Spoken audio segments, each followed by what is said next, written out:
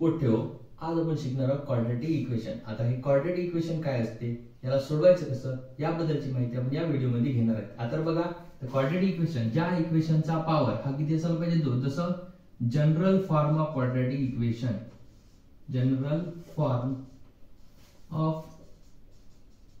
Quadratic equation is काय असते ax² plus bx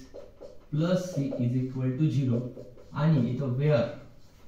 काय पाहिजे a जो आहे हा नॉट इज इक्वल टू 0 पाहिजे, a ची व्हॅल्यू 0 नसायला पाहिजे, तरच आपण या इक्वेशनला क्वाड्रॅटिक इक्वेशन म्हणू शकतो। जसं एक्झाम्पल बघा,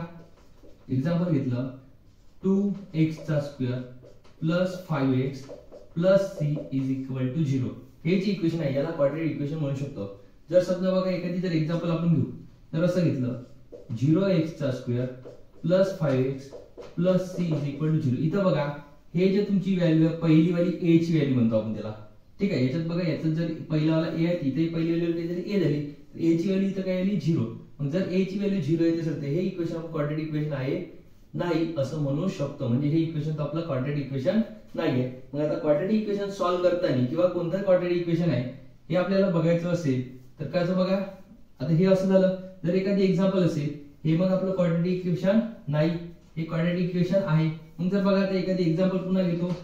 जर एखादी ठरवा म्हटलं हे जर एक्झाम्पल दिलं आता याला क्वाड्रॅटिक इक्वेशन आहे की नाही हे ठरवा म्हटलं, मग आता कसं करायचं, याला आधी काय करायचं सॉल्व्ह करून घ्यायचं। जसं बघा हा जो पहिला आहे l आहे या l चा गुणाकार आहे, हा पूर्ण ब्रॅकेट सोबत म्हणजे काय होणार l - 5, आज हा जो दुसरा 2 इथं प्लस होता मग 2 प्लस याचा गुणाकार आहे पूर्ण l - 5 च्या ब्रॅकेट सोबत इज इक्वल टू 0। आता बघा l चा गुणाकार l सोबत काय होणार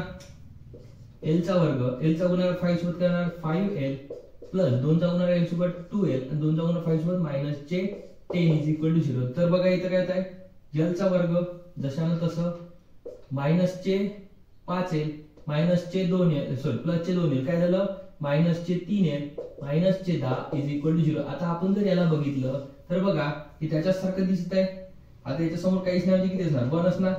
1 इथं a आहे x² इथं काय आहे a चा x² इथं l चा स्क्वेअर आहे, इथं बघा 3l इथं काय दिसत आहे bx म्हणजे इथं x जे काय आहे l आलेला आहे, इथं c जे काय आहे एक कॉन्स्टंट आलेला आहे। मग असं जर असेल तर याला आपण काय म्हणणार क्वाड्रॅटिक इक्वेशन आहे असं म्हणता येईल।